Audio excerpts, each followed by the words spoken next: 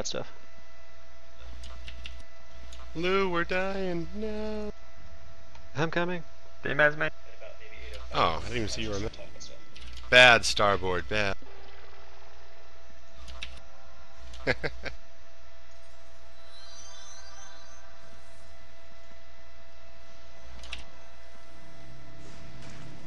Whoa, what happened? No idea.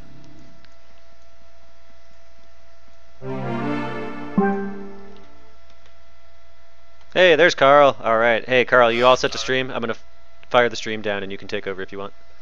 Cause I don't have a chat overlay or anything. That'd be great. All right, cool. I'm killing it right now.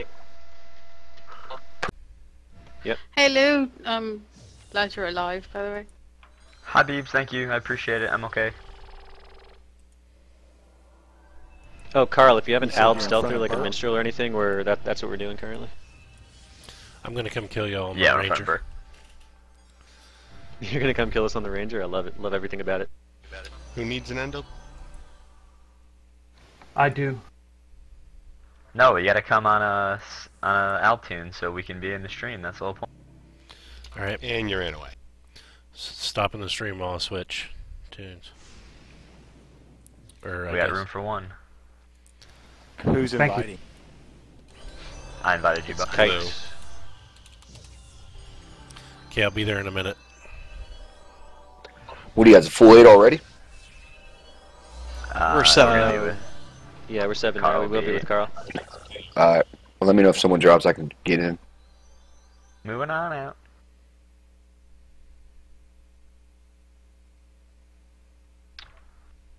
Got red The 6. three so minstrels, we should assist on ink and drop all of our DDs on the first caster we see. Just burn arrogance. Everyone's got body LGMs, right? Game Skippy. No. That's a No. negative Ghost Rider.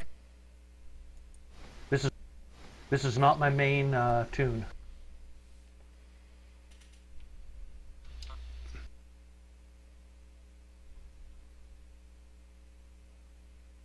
Anybody need CL resists? I'm in on rock candy.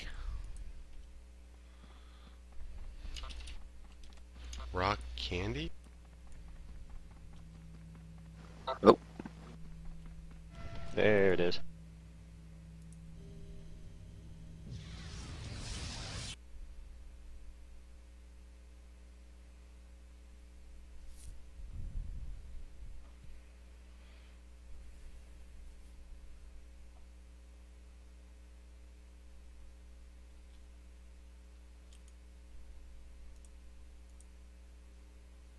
Are there enough bots loaded in?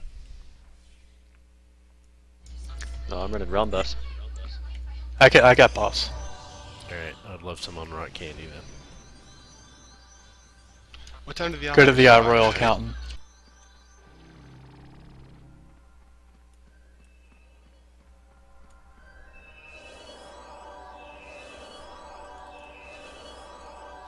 Go to the Royal Accountant. Oh, I'm in the stream.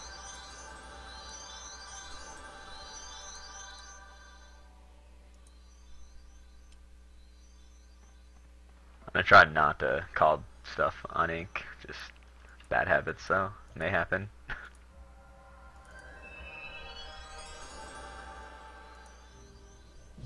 We're out front, Carl.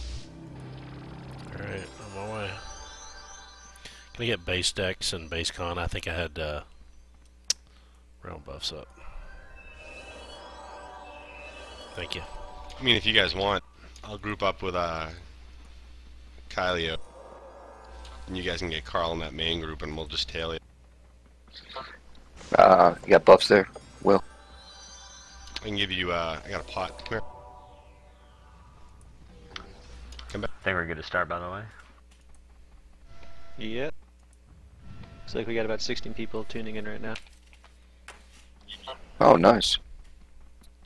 Yep, Not drop too them from bad the for the group. first 5 minutes.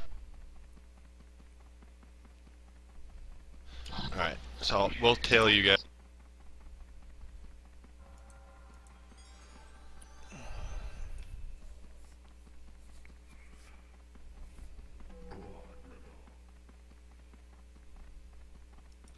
Who else you waiting on, Lou?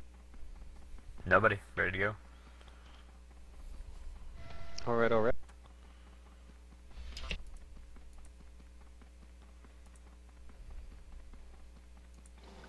Stang guys would ready to have a get started? sidecar.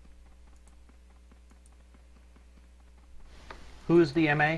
Behind us. Ink. We got a BD behind us.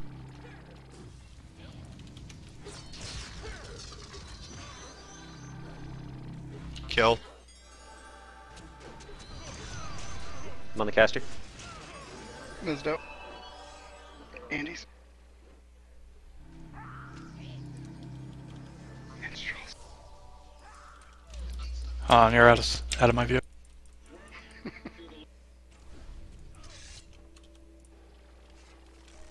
Come on. Boo. Rebound.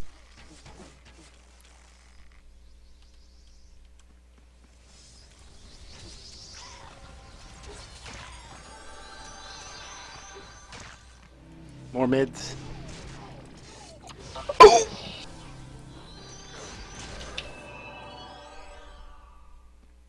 right, guys. If you guys ready to get started with the actual podcast here? Do it up. All right, all Yep, right. Release him. So this is the Archer and Minstrel podcast. Got a bunch of people joining me today. For Minstrels, we have Sleepy Will, Stang Killa, and Tom the Minstrel. For Scouts, we have Bowa, Andes, and Kylios. For Rangers, we have Larian, Laquella, and Kefkka. And for Hunters, we have Lou. Lou, I'm not sure what your Hunter's name is in game. I'm sorry about that.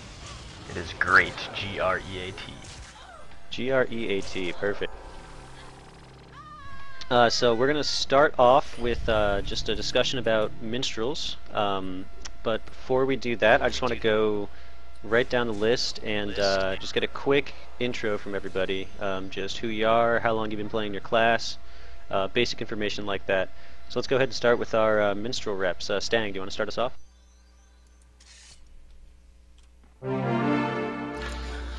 Hey, I'm Stang. I've been basically playing Minstrel since the classic servers. I mainly focus on the stealth part and a little bit of 8-man and mostly soloing.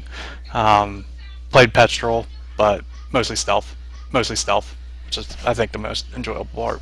Cool, cool. And Sleepy, what about you? A lot of tank stroll, a lot of pet stroll. Don't really group a lot. I'll leave it like that. So mostly solo, right on, right on. And Tom? Yo yo yo, Tom the Minstrel here. Usually play these days in 8-man, although at some point or another I've tried every aspect. Minstrel's probably the class I played the most. It's definitely the class I love the most, so looking forward to this. Glad to be here. Alright, and moving on to the Scouts. Kylios, you want to tell us a little bit about your history with the class? Started a month after release on the Scout. I've been playing off and on ever since. Mostly solo. Done a lot of grouping as well back in the day. Cool, cool. And Andes? Scout probably about 5 years. Pretty much played every aspect of the game on a Scout. Solo, duo, trio, Zerg, you name it, group, busy. Very nice. And Bowa? Specs. I've been playing a Scout since Old Frontiers. I've grouped solo. I've played other tunes. Just enjoy the game. Very cool. And Larian, how about you? Moving on to Ranger. Okay. Yeah, I'm the Ranger. I've played since day one of the game, the very beginning.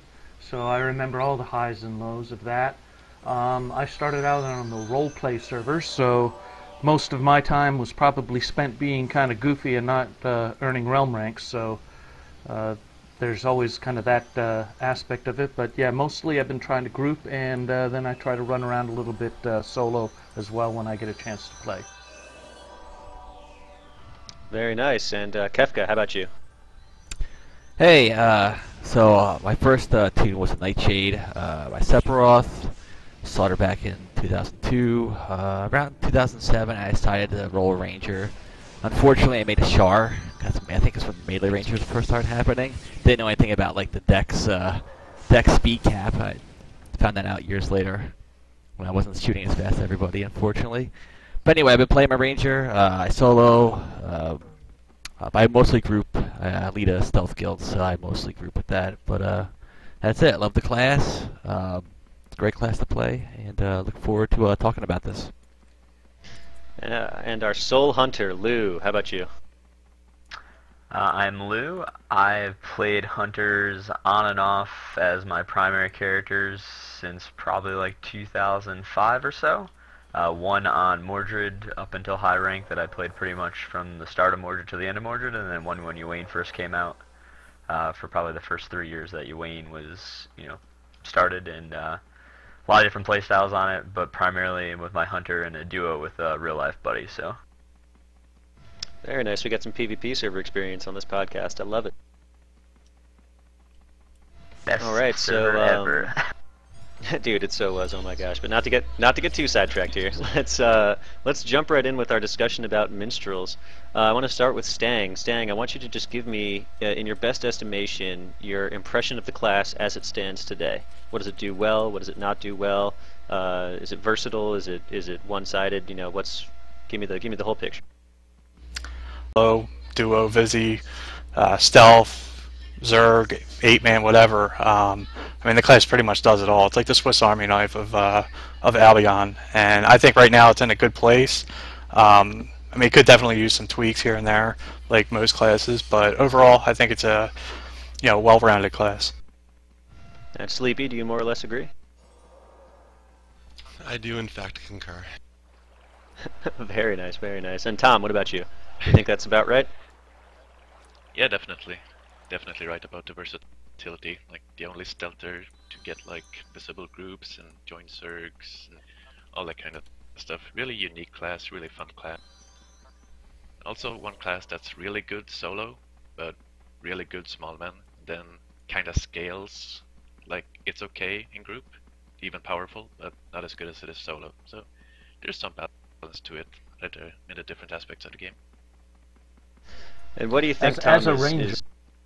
Oh no, go on. Sorry about that. I was going to say, as a ranger, I always do look to see if somebody out there running solo has a pet with them, and they look a little bit like someone wearing a chain, because, yeah, you guys scare the living snot out of me. And Lou, how's that from a hunter perspective? Do you agree? Do you think they're pretty scary to come across? Yeah, one-on-one minstrels are pretty redonkulous, but there's a counter to them, just like there is anything else. If they have all their toys up, obviously they're going to be very, very good, but so is every other class if they dump everything all at once on, a singular fight. But, they're well balanced. I don't think they're overpowered. They're just, if played very well, it's a high skill cap class, so if they're played well, they're going to be difficult to beat. But, if they're low realm rank, they could also get dunked on pretty quickly, so. That's an interesting point about toys and dumps. Now, Sleepy, I want to ask you this. Do you think that the Minstrel has too many, too few, or the right amount of toys to dump during any given fight? Right amount, just because of the damage they're able to do.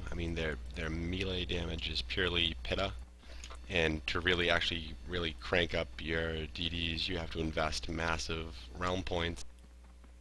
So, I think it's a fair trade-off, and I really don't think there's...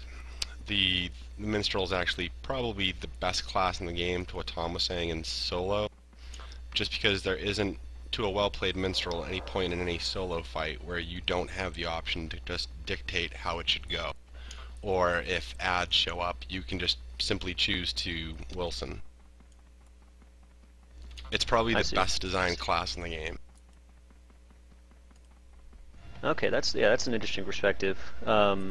Yeah, Tom, what do you think? Do you think that's pretty accurate? Definitely say really good solo class. Like, has a lot of good matchups, and even in the matchups like that aren't that favorable, they're still kind of favorable, and even if they aren't, you can kind of work around it to eventually turn out favorable. Regarding the best designed class, they have a lot of unique mechanics. These mechanics. Unique mechanics like what? Like the pet charmers, stuff like that. The flute, the flute mess, the pet charm, those things. Those mechanics, well, they're really powerful, This but guy they doesn't reek of see us. age. Like this really old mechanics, you can really feel the age of the game with these mechanics. Yeah, I definitely see what you mean in terms of feeling the age. I think minstrels are probably one of the least tweaked, and correct me if I'm wrong, one of the least tweaked classes in terms of major overhauls, nerfs, buffs, anything in the history of the game. Am I right about that, or am I mistaken? Really, the last, I think, major thing that they changed was the double pulse, and that wasn't even really just specific for minstrels, but having 2 pulses up at the same time was really the last thing I could think of. I mean, really, the only nerf directly to minstrels would just be the heal procs from like 2-3 years ago. 'Cause, I mean, there was a time, and I mean, you could look at Swoopkin's videos where they were just purely god mode. I remember that back in the Friar heal pack days before the range was put in, the range restriction. I guess the rank 5 got buffed at some point too. That's right, the rank 5. It used to be a pet. Yeah, it used to. Yeah, just pet mez. That's it. Oh, that's right, pet mez. Excuse me, pet mez. Wish it was a pet. Yeah, It'd be a lot better. Yeah, like the one in the. Could always go warlord. That's true. That is true.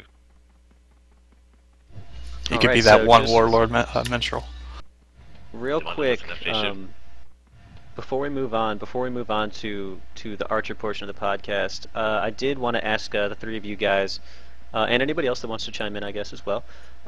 What if minstrels could give, let's say, one to 3 things, a short list of things that they could either receive as a buff or as a nerf? What would they be? And sort of what your reasons are for those things that you would suggest, or you can just say nothing. If you think they're in a great place as they are, then by all means, it's totally valid. So what do you think? Let's start with you, Stang. The things I see mostly talked about, especially in the podcast thread I made last month, to kind of gauge what the public was thinking. In the stealth game, a lot of minstrels feel they're lacking because of the lack of mastery of stealth, which, if you've ever played a stealth minstrel, it can get frustrating when you're basically falling behind, when you're running around like a ruined keep or whatever, stealth, and you're moving at the pace of a turtle, and everybody's moving at basically walk speed. It does get frustrating. The only problem with that, I feel, is that it would just really tilt the balance of stealth wars if a minstrel has access to it. So one of the things that was mentioned was maybe give them the speed bonus, not the detection, which I guess wouldn't be the end of the world. But that's one of the things I see mentioned a lot. And another one that people tend to bring up is the pulse charm, being able to drop it where you can basically make yourself unCCable, which really has an impact on small man fights, not so much 8-mans, obviously not really with Zerging, but the problem, I don't see that as a huge issue, just because when I play other realms, I barely see any pestrels with like a pulse charm pet. Most don't want to deal with it, but at the same time, the ones that have the skill and put the effort into maximizing their class, I could see how it's a little bit more powerful than maybe what it was intended for. Okay, I see. So real quick, just revisiting Moss briefly, Mastery of Stealth. Sleepy, I wanted to direct this question at you. How do you think, if minstrels were to gain Mastery of Stealth, how do you think it would affect them in the solo game? A lot of people talk about how it affects them in stealth groups, keeping up with their group mates, that kind of thing. Do you think it would make them significantly more powerful just as a solo class? No, it wouldn't do them any good in solo. It would honestly just be a waste of realm points. Just because you have to spend so much dedicate to bring up your DDs, sauce, IP, purge, moth. To spec in Moss when you really can't hit the 50 cap is just kind of a waste. And I mean, I feel like in terms of that overall, the class is in a good place. Even if they were to receive the speed boost for the amount of utility they offer any group, I think it's a fair trade-off. Like they're basically, to what Scott was saying earlier, the Swiss Army knife of the game. And I mean, the one thing I kind of disagree with what Scott said was in 8v8, they're almost invaluable in any ALB setup, just because at points they're basically going to be unCCable in a backfield. Their main job is just to basically sit on the support, and having that pulse charm mechanic with the pet allows them to do that. And the flute mez probably helps a lot with that too, right? With locking down a backfield, being able to cast on the run. Just to chime in real quick, when I 8v8 a lot, one thing I notice is, especially with good groups, is they will almost drop the pet as fast as as fast as a support class, because they know that that pet can really change the outcome of a fight. So that's just what I noticed. Tom, I've noticed you've been. Yeah, I was about to say you've been pretty quiet here. What do you have to say on the topic? Yes. Regarding Mastery of Stealth, back to that. I do agree, it is a lot of points for a Minstrel to invest, if they were to get it. Most people probably wouldn't want them, because you need your Purge, you need your sauce, you want your AM if you group, you kind of want your IP, you kind of want some AOM. You can't really get Mastery of Stealth until really high rank. But, in the solo game, if you actually got it, if you think right now how much you counter Hunters and other Assassins, they really should not stand a chance against you 1 versus 1. Now, if you got Moss 9 on a Minstrel and you deny those classes, like the initial that they get for free these days, like, just sit down. There's no chance you're beating the Minstrel. So I think if you got the detection part of it, it'd be a little too strong, even though no one would be able to get it, so it would be kind of okay. But I like the idea more to just give them the movement speed. But then again, it presents the problem that you're giving them an ability that's like, it's nerfed, it's like different than the same ability that the other classes get, so why would you even do that? Yeah, that's an interesting point. I can't think of another realm ability that is different for one class than it is for another. Yeah, exactly. So that requires the would same point kinda investment. Feel like bad design. So that's, you would basically have the point investment into it, and it'd be kind of work. Like make level 9 cost 17 or 16 points or something like that, but just get the movement speed. I'd be fine with that. We got some back at the bridge, I think. Yeah, I just noticed we got a little split up here. And how do you feel, Tom, about the pulse charm? Do you think that's working as intended? Do you think it's a bug? I know it's gotten a lot of heat on the forums and things like that. Well, be honest, Tom. I'm not gonna check. Alright, it's really powerful, but the class needs it. Definitely. I would agree. I mean, a class without access to that, you know, they can. If you take that away, they're basically CC fodder. They're basically a scald. I mean, they're basically yeah. Oh, let's not get too sidetracked here. Yeah. So, does anybody else have any quick notes about minstrels? We're going to come back to them later when we have a more sort of roundtable discussion. But if you have anything else to say before we move on to scouts, now would be the time. This Carl, I'll pipe up. The one thing I'll say, you saw it in the example here. Kite lost his Templar on the way here. So there's still some pet pathing that needs corrected, and that would impact more than just minstrels. I know I lose them all the time on my pet classes. Pet pathing, that's it's a very good general change. It definitely needs to. It's better. It's significant. It's significantly better, but it still needs some corrections. Yeah, they did a patch a few patches ago, and it really helped by like the mazes and ruined keeps and stuff. But with the new island geometry, I actually haven't run a pet class over the new island, so I have no idea if it's good or bad or what. It's rough. Yeah, it's rough depending on what class it is and what realm you're on and stuff like that. But one of the things too that I see a lot and I hear about specifically for people who play in small man solo and stuff like that, the CL dots are extremely powerful in the minstrel right now. That they do a ton of damage while they're sitting in stun, coupled with their insta GDs and the way they cycle and stuff like that. You know, definitely something that needs to be looked at. They don't do a ton of damage. They average about 75 to 89 a tick. And is that for the low level one or the high level one?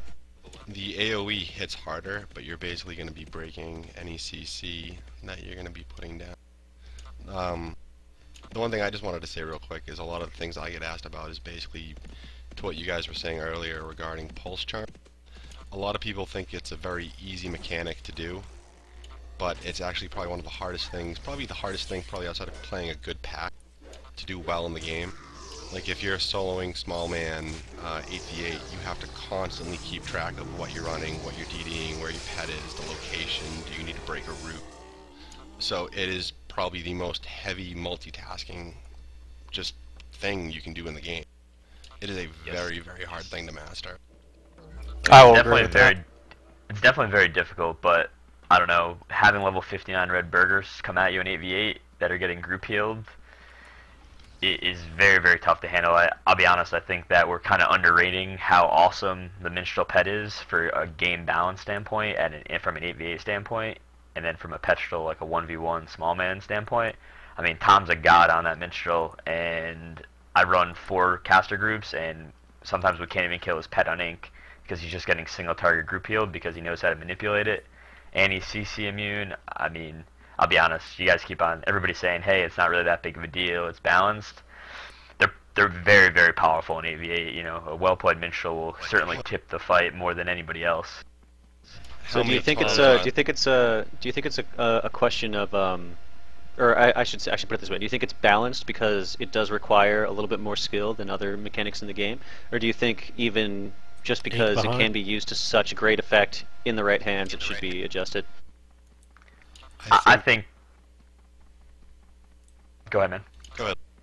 Alright. I was just going to say to what you were saying about Tom. Yeah, I'd agree. I'd probably say right now, hands down, Tom's probably the best Minstrel in 8s and small man and everything right now in the game. Guys. But no, this is an honest opinion. But for how many Toms, like for every Tom, how many bad players are there? And I think that's where it really shows the true difference between a good Minstrel and a bad Minstrel.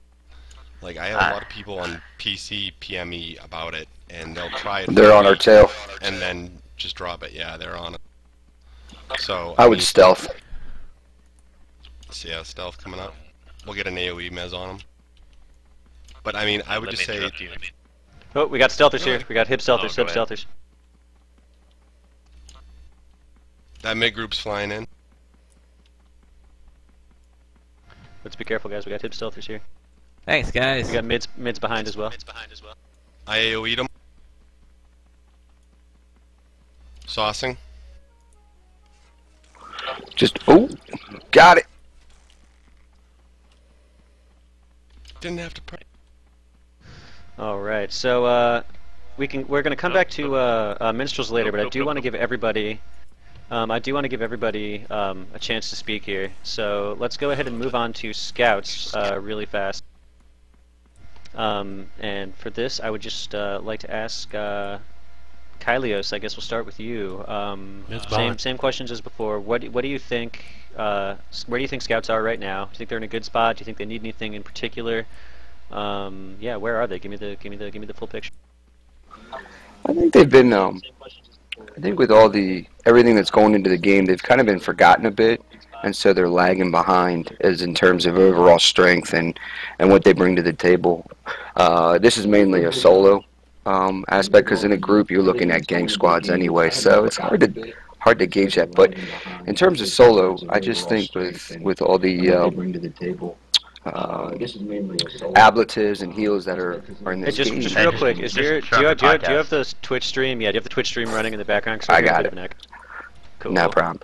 So anyways, in terms of all the ablatives and the heals, I just think that they've been left behind, and the game has passed them by overall. I think they still have a niche. I think they can perform well in the right hands.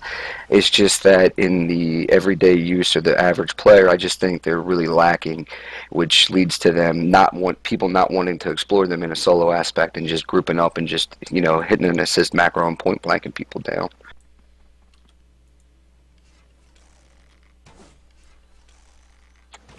That's where I think that's where pretty much I think they stand. I don't think other than that, I don't really think they're just like the other realms where the hunter and the ranger have it's pretty much the same as far as archery goes, but solo I think they are lacking a little bit, and they need to have something to spice them up. Okay, all right, that's from the solo perspective. Now Andes and Bowa.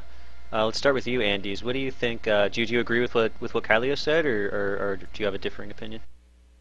I do agree with what he's saying. I mean, if it's a group, There's nothing a scout needs. If it's solo, there's a few things a scout could use, definitely. They did get forgotten. There's things like we're still stuck on a 25% penalty for shield and evade versus any dual wielding class, which is mostly what we fight.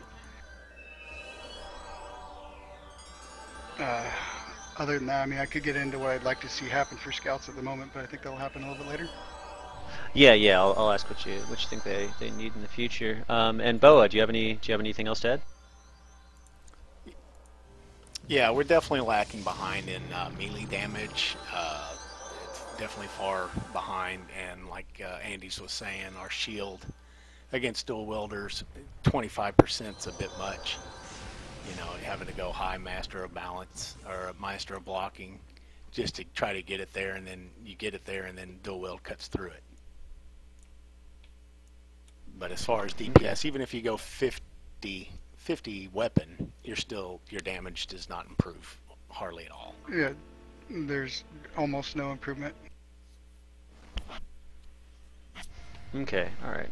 That's interesting. And all right, so same as before. What do you think they need? Let's start again with you, Kylios. You know, what would be, if you could have one to three things that scouts could use that would maybe help solve some of these problems? What would it be? I think first you got to bring utility to Archer. Oh, I'm about to get perfed. You're about to utility shots. I think that would be key factor. I mean, something to help the solo scout while not trying to strengthen any groups, because let's face it, groups right now they kind of dictate action. They kind of they have a strong presence in how action plays out in this game.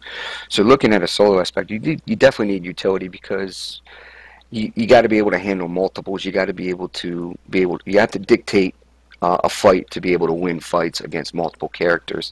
And right now a scout just can't do that. You could blow all your toys and then you're much weaker for the next fight. And I think also on a melee aspect, it's hard to say to change a mechanic of shield versus dual wield, but right now both of our defenses are affected by dual wield, which is our biggest targets right now. So they're already cutting in. You're gonna have to have Mob 7 at a minimal with 42 shield just to maintain a 45% block rate, which is a significant investment for such a little defense when you couple that with your DPS output, which is half of that of a ranger unstopped swinging. So, I mean, when you look at all that, there's got to be a little bit more, but it's such a very hard thing to add because, you know, you have a group mechanic with minstrels and all that, so we're kind of... It can be really tough to improve scouts at this point, you know what I'm saying? But other than that, I don't think there's much else. There's not really much else that we would need. You want to take baby steps in this. You don't want to... Thanks, Will.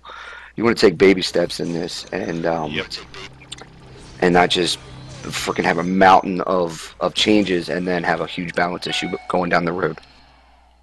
Yeah, I agree with that. I think small steps, little tweaks that eventually over time will add up to bringing a class in line. That might be better than some of the nerfing and boosting we've seen in the past with Dark Age that have made classes either ridiculously powerful or just nerfed into oblivion. Yeah, sorry, you made a point just a second ago about utility shots. I wanted to get your other guy's opinion about that. Do you think utility shots would go a long way towards improving scouts in general and the other archers as well? Feel free to chime in on this as well, since it would be something I think that would affect all three classes. But Andes, let's start with you. I don't think archer needs to be looked at all, unless you're just gonna get rid of some of the shots that they have now. Just take the dex where you can't up their speed by dex. Get rid of that. Let them use their shots normally, like poison shots and power shot. Not to interrupt, I can chime in. I don't like the fact that we have two different dots and they don't stack. That was changed prior to the archery going live, and I think that was a major detriment to what we can do DPS-wise. You're talking about poison and acid shot, right? Yes. Okay, cool. Yeah, because I know that's a big way that scouts get through shield defense, right? Is through poison and acid shot. Or correct me if I'm wrong. Just to maintain DPS. Yeah. So Boa, what do you think? Do you think utility shots are something that are necessary at this point? I very rarely use them, only on when I get engaged. But the biggest problem I see with a lot of the archery class is line of sight. You know, they could be down a hill just a little bit, and you get your shots not in view, but instead they can nuke you. A lot of LOS, and the shots with crits missing. You know, crits miss a lot. I get a ton of your shots missed. Bow shots miss a lot in general, period. Yes, that I will agree with. Now, speaking about bow shots, somebody had brought up concern on the forums about Falcon's Eye working correctly. Have you guys noticed anything buggy with Falcon's Eye, or does it more or less do what it says it does in the tooltip, in the rumbability tooltip? Go ahead.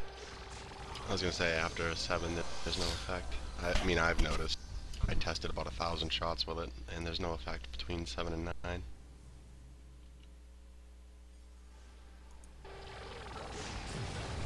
Okay. Is that just because of the way crit works, you know, with the base 10% and getting up to 50% or whatever, or is it or do you think it's just a broken realm? Excuse me, a broken RA? This is Boa here. I believe it's a broken RA. I don't even run but Falcon's Eye 1 just to have a point in it. But I mean, I think it's the same right now for other abilities as well, like MOP, WoW Power. I think it gets to a point where it just caps, and it's kind of a redundancy to spec any more into it. Okay, I see. All right, so yeah, so let's see, we did Kylios. Now, Andes, if you thought of like 1 to 3 things that the class really needs, Andes and Boa, what would those be? We need to figure out some way to lose the 20, or at least move it back down to 15. I know it was at 15% for the penalty to shield and evade. 25 is just too much.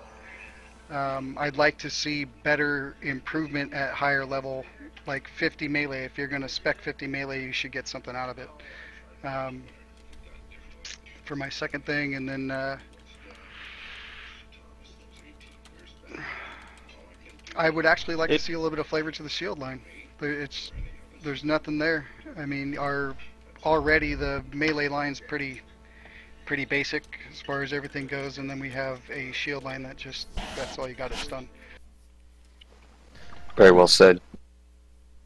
Yep. Can I just, I know it's Archer's, Boxy, can I just Yeah, go right ahead, go right ahead. So, I think what people view Archers and other classes have been rather skewed, probably for the better part of the last 3 years. And I'm probably old-fashioned in this way, but I believe that a Archer's primary DPS is in its name. It's bow. So I agree that they should be looked at in terms of more utility, but for a melee line, I don't really think that scouts really should be touched there. I mean, Rangers had their weapon skill basically slightly increased, and they're probably the strongest of the 3 right now, with Hunters right behind. I would rather see more utility added to the shots themselves. I mean, shield could definitely get looked at, though. I hear what you're saying, man, but I think the biggest complaint from the general community about archers is that all they do is sit with their bows in groups of 8 and add on everything and run away. So while their class is considered an archer, I think now, 15, 16 years after the game has been out, lower and kind of straying from what the original intent was is necessary. I think scouts need a huge melee boost. I thought you should add like a 44 DD proc on like their 44 weapon style, both in thrust and scout. A thrust and blades, scout only, kind of like Roundhouse is for Valk, except half the delve. So that way either they're going to go high bow and they're going to hit you like a freight train with their bow, or they're going to go high melee and they're going to be able to compete much more on a 1v1 standpoint, whereas they're not going to be as big of a nuisance when there's 5 of them now, shooting you and running away, shooting you and running away. I don't know. And that's I hear what you're saying. I look at the overall balance of the class in terms of how it affects all of their players. And right now, there's nothing more frustrating than getting pincushioned by 8 scouts. So and that's because there's not another spec option for them to go out there and, quite frankly, have fun and able to be competitive. I think we need to give them a competitive line, in order to satisfy the masses.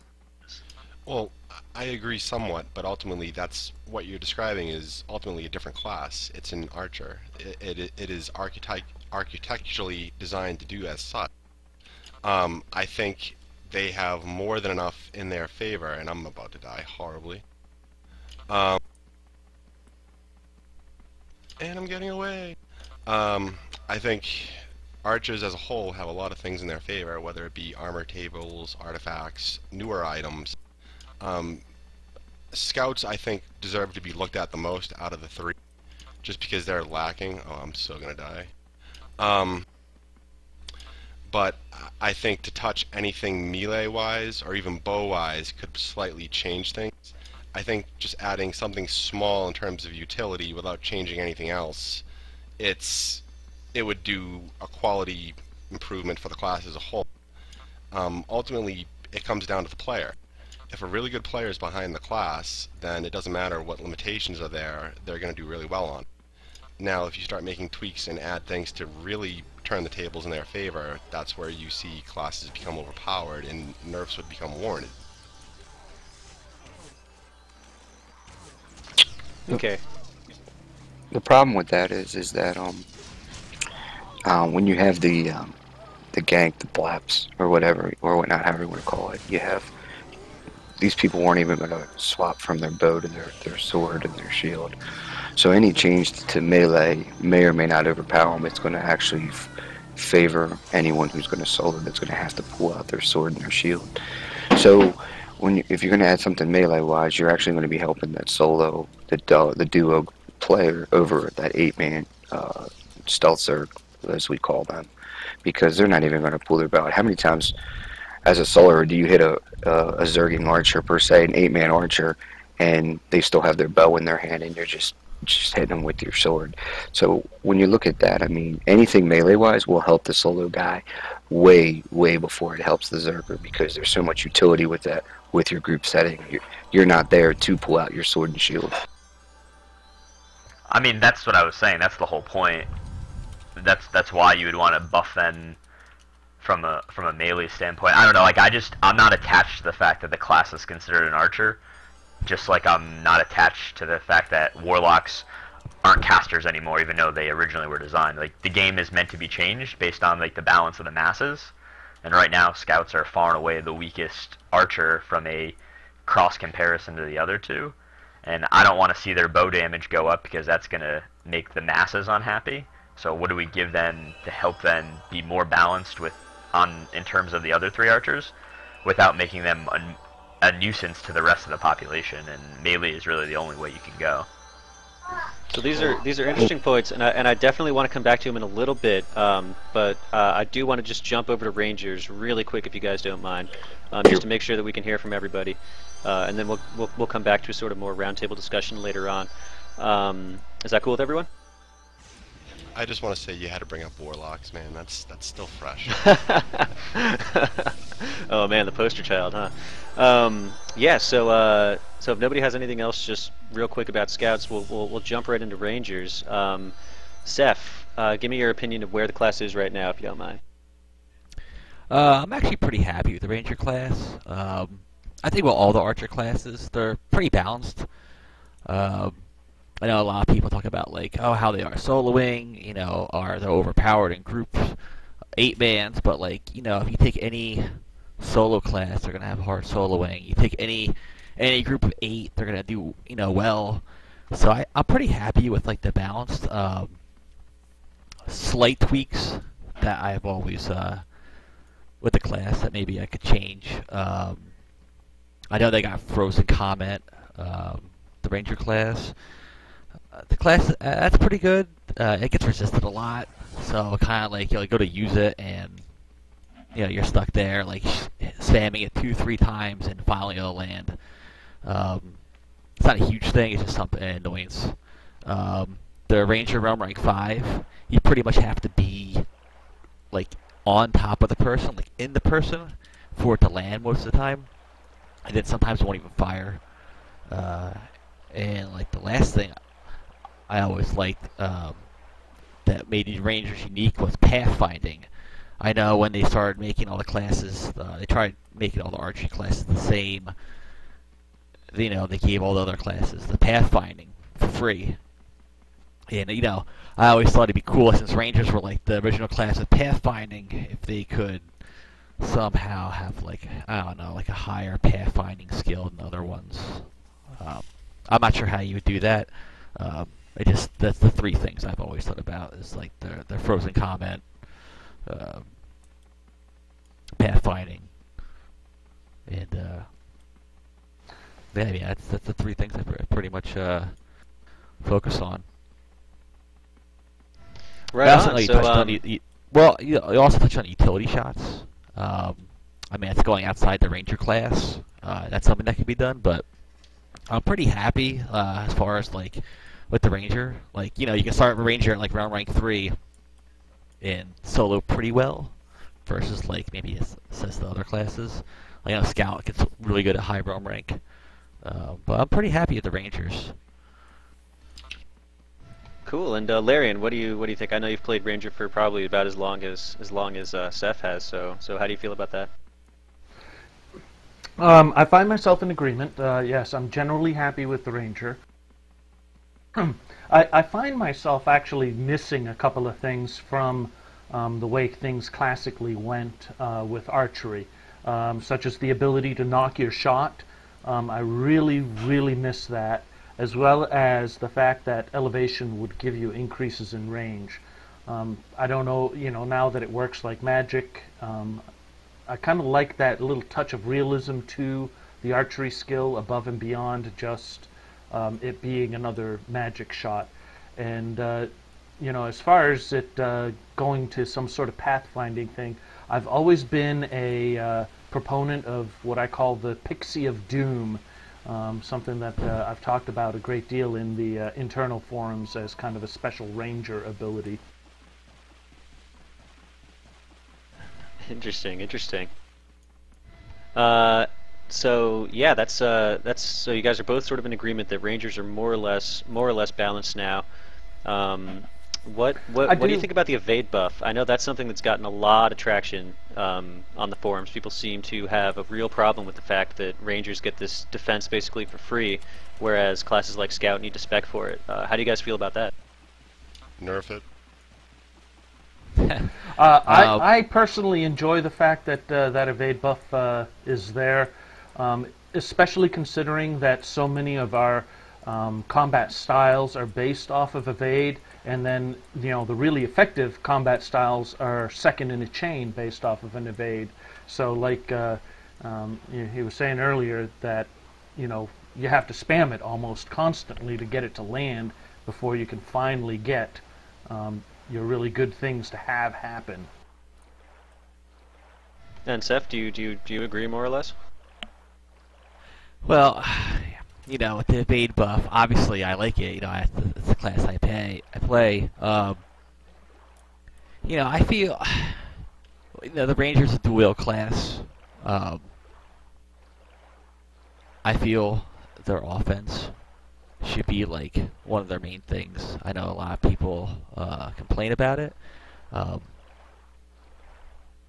but yeah, I mean, we're a dual-wield class. I feel like we're like a stealthing blade master without like their crazy DPS. So like I like it, considering we don't have the hunter has that ability to, like, you know, throw that pet on you. It diseases, snares you.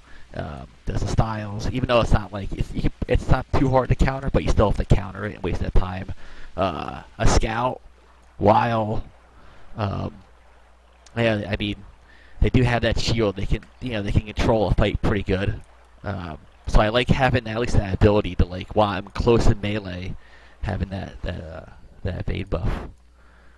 Because I don't have a defense. I don't have a dog like the kite. I don't have that shield just to do that quick slam where I'm sitting there trying to spam Frozen Comet and it's missing. So, like, you know, like that's where we are. We're stuck in the melee. So that's why I like that evade buff.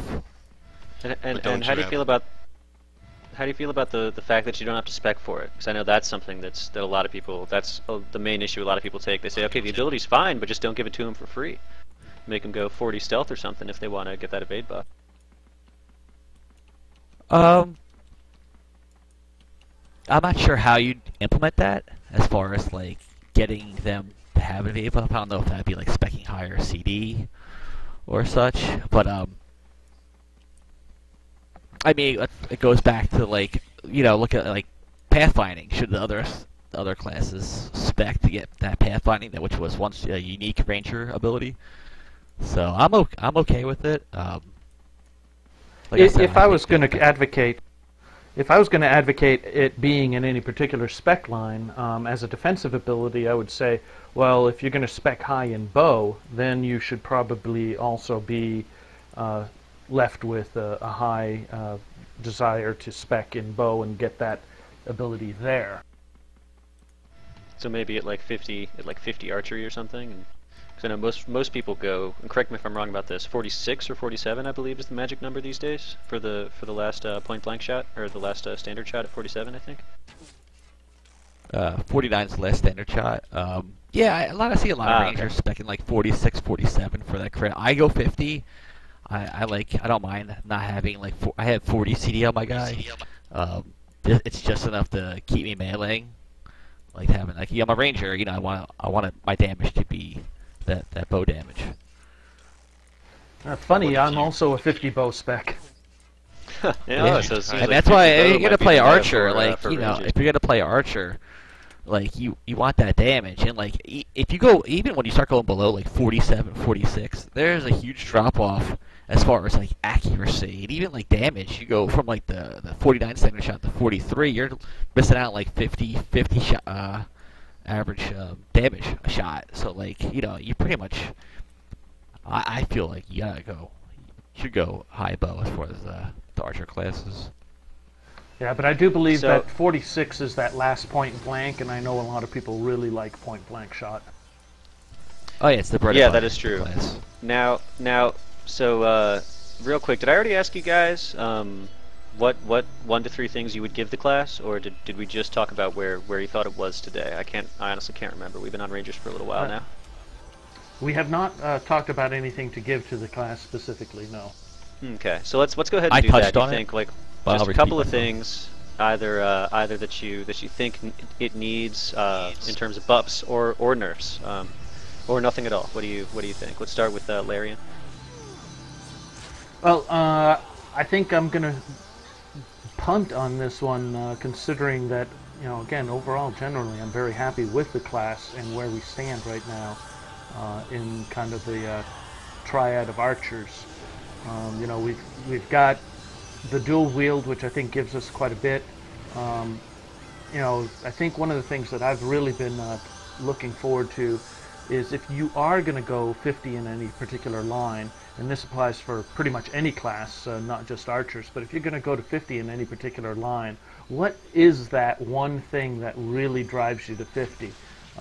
Granted, an increased crit shot or whatever is all well and good, but not quite to the same level as some classes have, like storm calling for a Thane, for instance. They've got some really cool things there that they wouldn't normally get.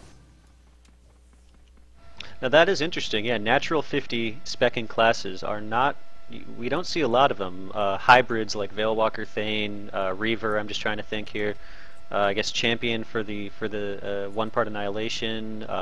Mauler is another one with their fist wraps, but most casters, archers, healing classes, you really don't see a lot of them going natural 50 spec.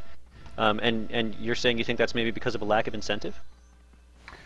I would say that is true pretty much game-wide. I know I'm just a stubborn player, and I've been spec 50 bow since I reached level 50, and I have not changed from that ever since. Interesting. All right, so I don't want to get too off topic, just talking about specs in general. But yeah, Seth, what do you think are the three or a few things that you would change about the class if you feel it needs changes? Like I said before, Mike, I'm pretty happy. I'm happy with all three. I think what's the good thing about Dark Age of Camelot is like I like the uniqueness. I didn't like when everyone started giving everyone gives everyone the same thing, so that everyone's happy they can spec. I kind of like the uniqueness right now. Obviously minor tweaks, maybe like the hunter and scout class, nothing overly major. Even the minstrels, people talking about like removing stealth, which would be like which I would love, but it would be a huge nerf to them. Oh, I bet you would. Oh yeah, but like I said, for the Rangers, I always liked pathfinding. It was a unique ability that everyone has. I don't know, I'm not sure how you would do it. There's not enough spec points to really fool around with that, but I always like to see if the Rangers got like some other pathfinding ability. The Realm Rank 5 is just, like I said, you have to be on top of someone to use it. And it's just a getaway tool. That's all it is. I'm happy with it. I know people talk about being more offensive, as all the Archer Realm Rank 5s make it more offensive, but I'm that is something I wanted to talk about once we get to a roundtable part of the discussion, but sorry, go on. And then the last thing, even like he was saying about the utility shots, that would be cool if they look back into that. That's something unique. Like I'm 50 bow, but like seriously, like what's the real difference between like 50 bow and 47 bow? Besides me having it's not much. And I said the last thing was I know the Ranger evade buff's a big question. I'm happy with it. I'm sure other classes would love to have the Ranger Bay buff. If they wanted to put it in the CD line or like a higher archery spec, maybe. But like I said, I think all the archery classes are pretty balanced. And all right, so then let's go ahead over to Lou to get his estimation. He's been waiting very patiently to talk about hunters. These guys are saying they think the Rangers are pretty balanced. How do you feel about hunters? Do you feel the same way, that they're more or less okay, or do you think they're in a tight spot right now? I have thought for pretty much the last 8 years, hunters really haven't been touched really without any, with no major changes. There's been some game balance changes overall with items and stuff like that, but hunters have pretty much been the same for, the greater part of the last decade. And I've always thought they were, at all times, they've always sat in like the number 2 slot, and I'm happy with them there. I think they're, the middle of the line archer, and have been for that whole period. There's a time when melee scouts were flavor of the month and they were unbeatable.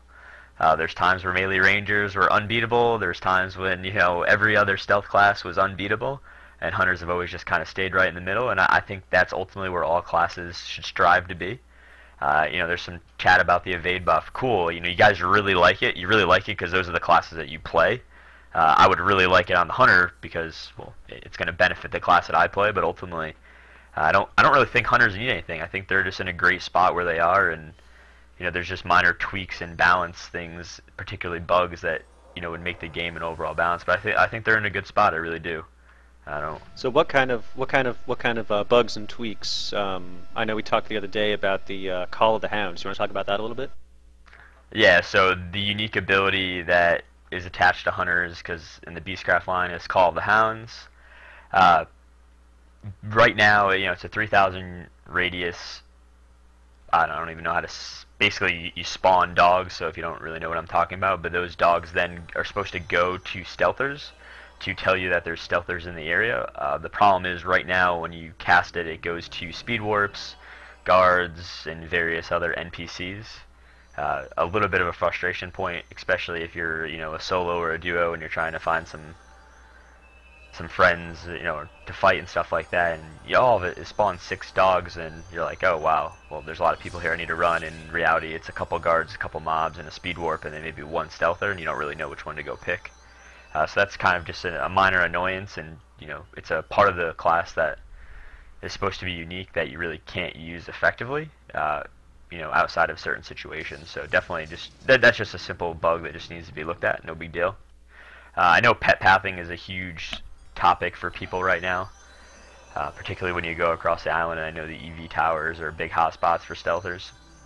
That definitely needs to just be evaluated, but that's more of a game-wide issue and not really hunter-specific. And then there's just some other general archetype changes that need to be addressed in my estimation. I think right now the game has too much escapability, and with a population that's not what it was 10 years ago, and that's not a knock at anybody or shot at anybody. That's reality. I think we need to kind of relook at how much escapability we have and look at some of those abilities to be changed to more offensive abilities that will create more action and create more fun for people. You're speaking about the Realm Rank 5s, I'm assuming. Yeah, Realm Rank 5s, Turbo and Phase Shift, things like that. That's not working as intended. It really shouldn't work like that. Basically, when you phase shift, all abilities should drop. You shouldn't be able to turbo and phase shift in one button click with the auto hotkey and then run away from the fight. When you phase shift, it should drop your turbo. It wasn't designed to be used like that. It was designed to get back into a fight or to get away. When you already were pretty much away, but you need just that little bit of extra burst to get there. It's a kind of a cheesy ability that people have taken advantage of, and I firmly don't believe it was designed to be like that. All right, yeah, that's an interesting point of view coming from an archer. I'm all about balance, dude.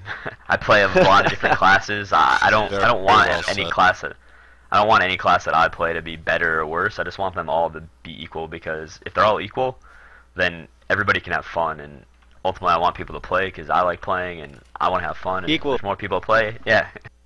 Equal without being like too homogenous. Yes, the same. I'm guessing. Yeah. It goes without saying. There's a couple other various things, like in the Beastcraft line. They have pet charms that I don't really understand why were ever added. I've never, in the 10 years I've played. Oh yeah, Hunters, the charm insect and other weird reptile. Yeah, that's right. Yeah, reptile. I would like to see those change to some sort of, if it is the pet class, I'd like to see those two abilities just completely removed, and the pet has those changed to some type of like timered pet buffs. Maybe they're like on 10-minute timers. Two of them. One. It's like we have Frenzy now. Maybe one's like a pet charge that lasts 10 seconds. That just speeds the pet up to get to somebody quicker. That's on like a 10-minute timer. Nothing ridiculous. Just. It's a 10-minute reuse that gives you 10 seconds for the pet to get quicker. Nothing crazy, nothing that's going to make, one specific person or player, style going to be better than the other, but just a little bit more uniqueness around that. That is true. There are a lot of fluff abilities in that Beastcraft line, aren't there?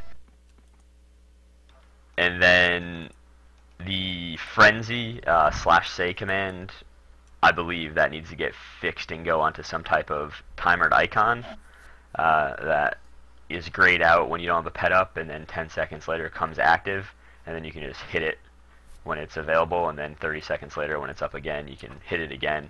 Kind of tired of having to spam /say every time I, want to have the Frenzy ability go off. So for me, those are just kind of little tweaks that would just make the class, the fluidity, I don't even know what word I'm trying to say. The fluidness of the playstyle, yeah, there you go, be a little bit better. Yeah, that's really good feedback. Yeah, I'm definitely a fan of that. If you think the class is more or less in a good place, just with minor bug fixes and tweaks, that's got to be music to the ears of the devs. You know what I mean? So I think at this point we can enter the more roundtable part of our discussion. I think we have some good stuff to hit on, things that different people have said that I'm sure other people want to respond to. Thank you guys very much for giving everyone a chance to speak. But let's just starting off with minstrels. I know this is something that a lot of people talk about. A lot of people are sort of salty over. How do you feel about minstrels and stealth groups, guys? And this is open to anybody. Try not to talk over each other. This is Kylios. I don't like them. I think it provides a huge advantage for Albion groups, and it stunts any or all changes that need to be made for infiltrators and scouts. So I'd like to see them kind of phased out of that and put more into 8-mans. This is Larian. And I agree.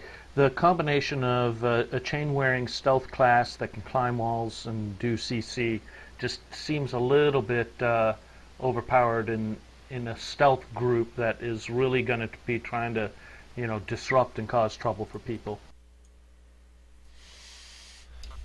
This is Sleepy. Actually, I would agree with what Kylios said, and I actually would be fine, actually, if they just took stealth away from minstrels altogether. I think essentially they severely turn the tide in the stealth v stealth wars, just because none of the other classes have access to AM, sauce, single target, AoE mez, stun. Well, outside of like mez poison and stuff like that. Yeah, but these are spammable. That unless the Nightshade or whatever has 100. So that's interesting. The consensus so far seems to be that there's that minstrels don't really have a place in stealth groups. I mean, how does everyone else feel about that? Do we have any differing opinions? Yeah, I'm gonna have to take the other side. One of the draws to my minstrel is the fact that I can play my class really any way I want. Any role in this game I can play, and it would suck to take away from a class instead of maybe adding to somebody else. I mean, that's just my opinion. I've been in stealth groups for 15 years. I don't all of a sudden see the need to remove stealth from them. They're a minor inconvenience at most. If there's 8 of them, like somebody said before, obviously they're going to be much more difficult to contain, but there's no different than there's 8 infiltrators or 8 nightshades or 8 valks or 8 druids or 8 clerics. I mean, if there's a lot of people, it's going to be difficult to contain, but a minstrel and infil duo is not significantly better than a Shadowblade and a Hunter. You just have to play to win against that duo, and not how you played to fight against a different duo. I'll actually strongly disagree with that. What do you think adds more utility and actually overall power to a stealth group, a minstrel or another archer? A minstrel does, without a doubt. I mean, but that doesn't mean they can't be dealt with. Okay. The problem. This is Kefkka. Like I said, to nerf, as much as I like to see minstrels lose stealth, it'd be a huge nerf to the class. But with the saying that, you have a minstrel in a stealth group. I mean, it's they can go do it. You can take out 8 mans with a good size stealth group with a minstrel in it. I mean, they can easily turn. And the great thing about minstrel, his utility, you can do great at everything, or at least decent, with a minstrel in the group. I've seen so many times where I'll see an 8-man chasing down Dreamscape and 2 scouts, and they get away all the time, and it's because they have that uh-oh, let's just pull back, I'll take care of these guys and let's bounce. On the other classes, that's not happening. So I'm not sure if removing the stealth from minstrels is the answer. Oh! But I think definitely to not think that having AM whatever that ticks for 250 to 350, 400 tick, and CC and speed and all that, it's not sways like the stealth wars. I mean. Yep, they're really good in stealth wars. They do lose. Yeah, and for people that that say oh, minstrel's not good solo, or a scout's not good solo, or whatever. A lot of those times, there are people's alts that put no time into them, and they just don't know how to play the class well. Same for rangers or nightshades or imps or whatever, whatever class. That's why I feel when the people that are complaining about the class don't put the time. So that's an interesting point. Now, Tom, you were about to say something. What did you have to say right there? I'm not the stealth expert, but I think it's really powerful, like people say, minstrels in stealth. But I don't think they should remove it anyway. Oh, sorry. No, go ahead. I do believe that minstrels in a stealth group is pretty overpowered, but also on the other hand, I mean, if we're just talking stealth, you're looking at the other 2 realms having a dog to counter that, or even interrupts from a nightshade to counter a lot of the stuff that's happening in a stealth fight. It's not just there's things that the Alban Imp you don't have to be able to counter, interrupt, or anything else unless you're putting in your template and everything else, which isn't a hard deal to do, but they are counterable. Yeah, that's an interesting point. That the other two assassin and archer classes tend to, or I should say, there's an assassin class and an archer class in Hib and Mid that have more utility than their Alp counterparts. So a minstrel might sort of be a way to help balance that out. So there's definitely two sides to that minstrel in the stealth war, quote unquote, discussion. Let's move along though, if we could, to the ranger evade buff. I know our rangers representatives talked at length about that, but I did want to hear how the other realms feel about that. So you guys just feel free to jump in at any point. Try not to talk over each other. High defense abilities are the bane of hunters because two-hand is just so difficult to cut through defenses. So anything that makes it difficult to hit somebody is obviously going to put the hunter class at a disadvantage. I thought it was pretty balanced when everybody had evade 3 across the board. I didn't really see a need to add that to them. But you know, I understand why they do things. It's not really a game breaker. If it stays, it stays. If it doesn't, it doesn't. I'd say make it their current R5. Honestly, and this is kind of a game-wide issue with the addition of certain items. If we're talking strictly solo, they're probably, outside of Minstrels, probably one of the best designed stealth classes. You have a DF weapon that has a fumble, and then on top of that, if you choose to do so, you can have the otherworldly cloak and bracer. I mean, you could literally have an opponent fumbled or disarmed an entire fight, if you're actually lucky enough with the procs. I'd be fine, just make it a part of the R5. Have it be a purely defensive 5-minute rut. That would work. And if it were going to be the R5, like you say, would you want to adjust the value at all, or do you think, what is it now, 30%, 35%? Do you think that's good? Leave it like the current. Have it be like the RM RR5. Whoa, things like 95%. Whoa, yeah. Well, I'm assuming with a different value, right? With a lower value. Yep. Yeah. I think what the rest of you guys think? I want to see an animation because right now, as of now, you're kind of, if they pop it, you don't know what's going on, and also the fact that they don't spec for their defense. And the fact that they cut into a scout's defense is a significant thing. They're gonna rock a much better defense than someone who's dumped in 42 plus spec points, 7 levels of mob, and then they're gonna put a block of Ethereum on top of that just to get to the cap of 45% against the Ranger. So you're looking at a significant investment that a Ranger gets to pop for free. That is, without saying too much, that right there is a bit of an oversight on BS's or Mythic's part. Agree. And I mean, they're the only, and I mean, all three, I think everyone in here has all played an Archer class, and I think Rangers fulfill the term hybrid to the fullest. And they're the only true hybrid class that can actually swing dual wield at cap speed. So where the other two are kind of penalized, to what Lou was saying earlier, with a two-hander on a hunter, you're kind of limited, and an ASR kills you. But with a ranger, literally every swing, you have the opportunity to either land the debuff or whatever your main hand proc. So With your Thunderstorm. offense, exactly. So you have the opportunity to be extremely offensive, and then with the funnel root and the side stun, have the opportunity to reset the fight whenever you really please. And let's That not funnel forget root is- about Sojourner toys as well. Yeah, like Oh, I don't said wanna talk before, about that in the Minstrel.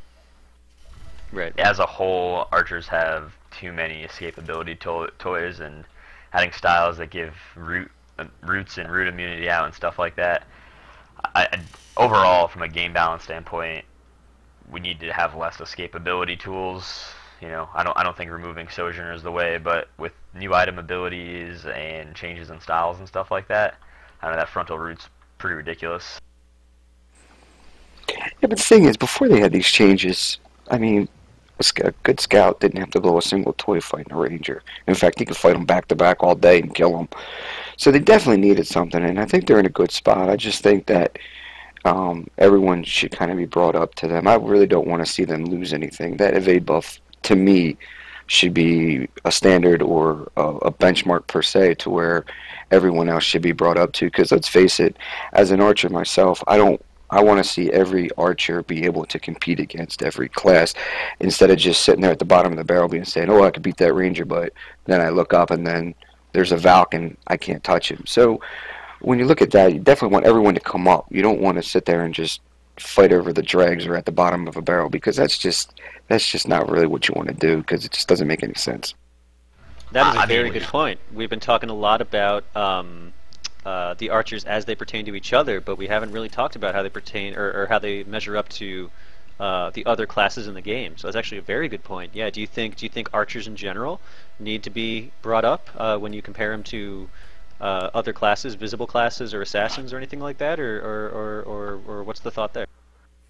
I would disagree that they need to be able to compete against everybody. I mean, when I played my hunter every day, I definitely didn't start plunking away at armsmen, and I certainly don't think they should be able to now, and make realm points on them, and it needs to be a coordinated attack to take down a heavy tank. I don't know, disparity between classes is what makes this game great. I said it before, I want everybody to be balanced, but I meant from like an archer to archer to archer standpoint. Archers should feed on other archers, assassins should feed on other assassins. Heavy tanks should go 1v1 heavy tanks. I mean, that's where you get in a dangerous position where we're at now. Of you have literally Will and I ran into 20 archers and we died because of the fact that these guys are pigeonholed into a certain role. You got to be very careful with that. Is when you pigeonhole people, people are always going to find a way around that and make it for the best. And right now, I just got hit with literally 20 different archers plinking me up. And I agree. I just want to say whoever was talking earlier. My problem with it. Oops, sorry. Whoever was saying earlier, if you were to fight like hypothetically a scout on a ranger 3 years ago before the class balance happened, you would have issues because the scout would have the advantage. I think what you're strictly talking about there is pure player ability. I don't think the class as a whole should get anything just to bring the average player up. You should have the incentive and the drive to do better and actually be a better player. If you were to fight a scout on a ranger and you're not using pep prot weapons and you lose, that's on you as a player. It's not an issue with the class. I would rather see the archers stay the same than have them brought up, because then you're just promoting players to be mediocre, and then there's really nothing to strive for. I agree, and the comment about getting plunked by 20 archers, there's ways to solve that. Decrease bow damage, increase melee damage, but then everybody's like, well, they're an archer, and that's the class they decided to play, so that should be their strongest part. Well, like you said, don't be disappointed when they play that to their advantage and just sit at the bottom and feed off the bottom of the barrel, from long range. Now we touched speaking of bow damage and things like that, archers in groups and versus their solo ability. We did touch briefly on utility shots earlier, but I wanted to sort of bring that up again. What do you guys think? Utility, for those of you guys playing the home game and that you might not know, being like shots like snare or stun, types of crowd control, debuffs, those kinds of things that are not just raw damage shots. What do you think about that? Me personally, my hotbars are so full of crap as it is that I'd rather be able to focus a little bit more than have too much of things to do. I think there's too many call shots for archers as it is. I think they just need to make everything so you can so it's affected by decks for what they have. I don't think the archery line needs to be boosted at all. It's fine across the board. It's all the same, and then everybody's separate from their melee. I completely disagree. I think that you need to bring flavor to a line that you're only using 4 shots. You're using crit, power, point blank, standard, and then you're gonna pepper in a long shot. You're using 5 shots out of a total line. That's not good. That's not designed well. It's absolute. You need to make changes. You need to bring flavor into that line. And as you can see, no one uses, you're going to use a poison or acid shot only when they're blocked. There's just not enough flavor to that line, and you need to bring more in. You need to bring debuffs in. Stuns, no. Snares, maybe. But, you have procs off of bows. But then again, things have changed since I last played significant with procs and stuff like that. That's stuff you can't see, and they change. Those values change month to month. So just out of curiosity, on like the average class, how many skills do you think you use per line? I mean, I would think that 4 or 5 per line is pretty good. I mean, to me, that's a lot of variety as it is. I mean, most lines I use 2 or 3 styles out of for melee across every class I play. Look at a Minstrel. They use a lot more than that. You look at Reavers. You look at Valks. You know, they're using significant things. You know, they're using HOTS. They're using heals. There's a lot going on. But they have 4 different lines they spec into, and that's where all that kind of stuff comes from. I mean, out of essentially a magic line, which is what the archery line is, you know, if you take a caster, just like an RM for example, right? If you go to their dark line, how many abilities in that line are they actually using? They have their DD, maybe their snare DD, you know, a debuff or something like that, and a root. I mean, 4 is pretty good. And you're compared against hybrids that have the most utility in the game. I mean, archers in a really good spot, man. Well, I think what Kylios was more saying is that sort of all the abilities he listed off were basically just different variations of damage abilities. So if the RM just had like a nuke at different values, and those were the only 4 to 5 things that he used. That's my point. Versus like, you know, you listed off like a root and a snare and stuff like that. You know, there really is no utility to the archery line. I think that's more what he was saying then. And then, well, my point to that is that you just named a caster. They get baselines of every one of those castings. They get 3 baseline specs, and then they get their spec. I'm sorry, they get 3 baselines, and then they get 3 specs. They spec 1, spec 2, whatever. But the thing is that archery, you get 1, and that's it. And to the fact that you're not even using how many of your shots? I mean, that's just bad. That's just a bad design. And you know, I'm not going to sit there and say, oh well, we need 10 different utility shots. No, I'm saying is you need to add flavor, and you need to do it for a scout or a ranger or a hunter. But I'm not saying making sweeping changes where we're going to overpower them. That's not what I want. I want everyone to be balanced per se, but you definitely have to add flavor that's going to help a solo class over that group class. What do the rest of you guys think about that? About adding flavor to the line, as Kylios put it? I think you'd be adding flavor by having it not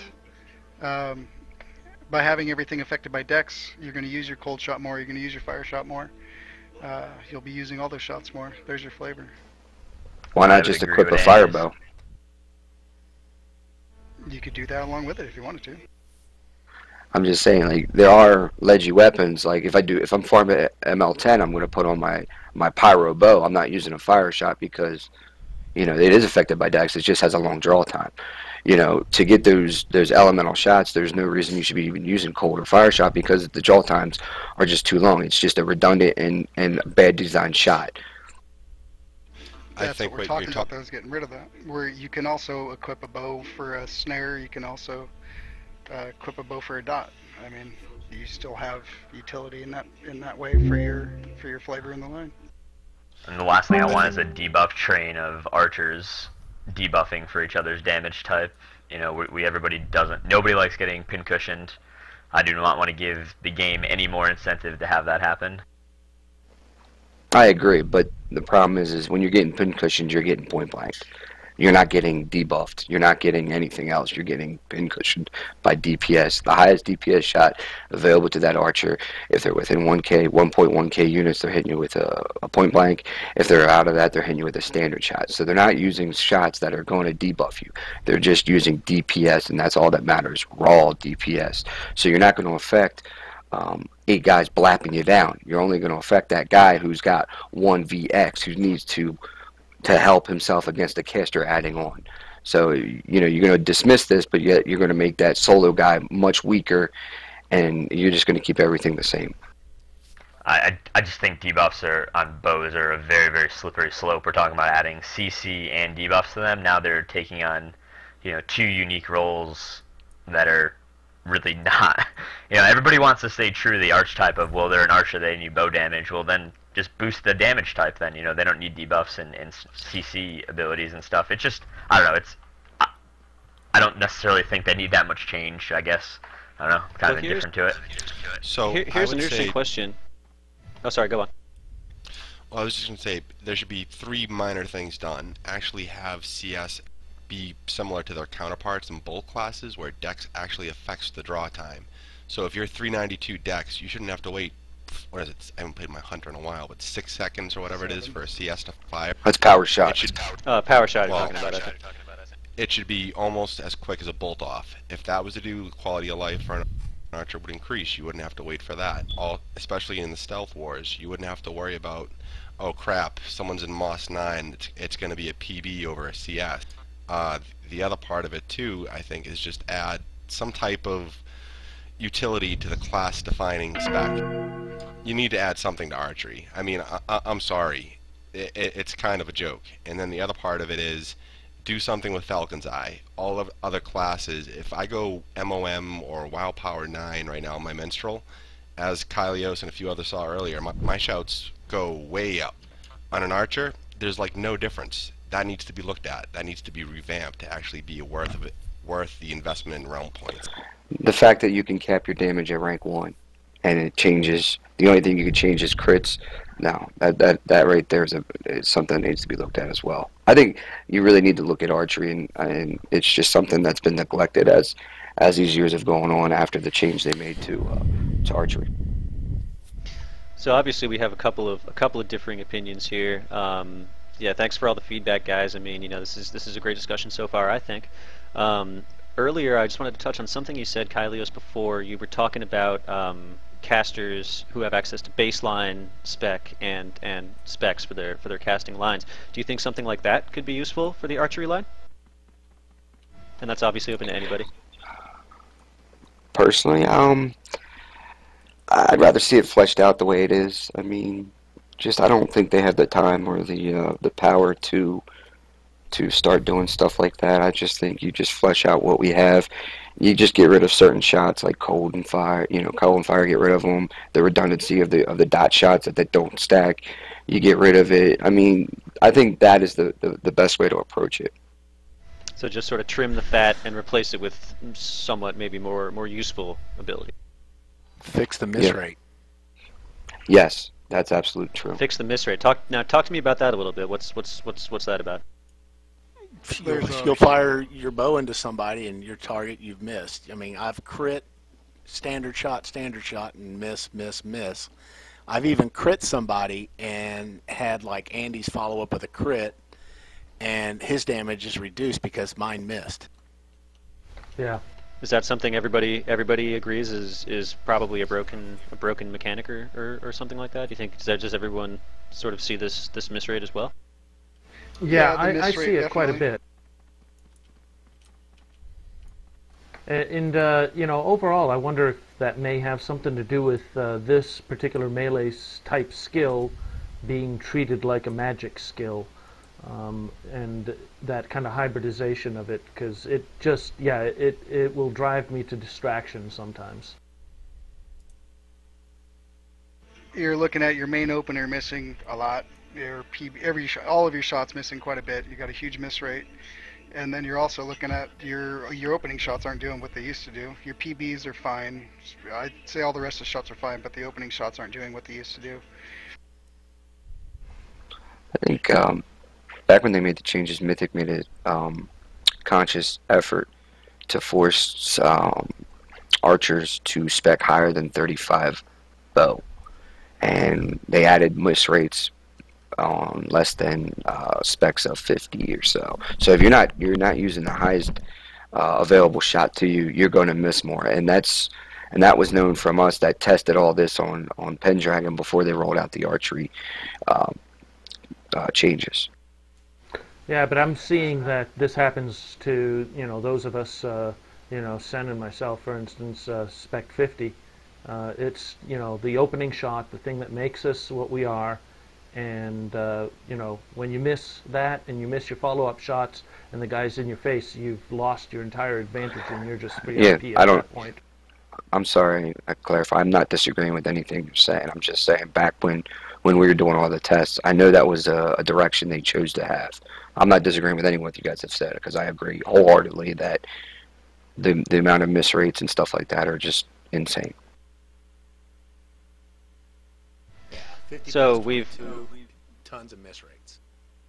Yeah, you're looking at running 50 bow, and you have a huge miss rate. So it seems like there's a pretty good consensus about archery miss rates, that needs to be looked at for sure. And it seemed like there was a decent consensus about Falcon's Eye as well, and just the DPS about bow in general, not really being able to do too much about it through realm rank. So we've been going for about an hour and a half, and I mean, as far as I'm concerned, we can keep going all night.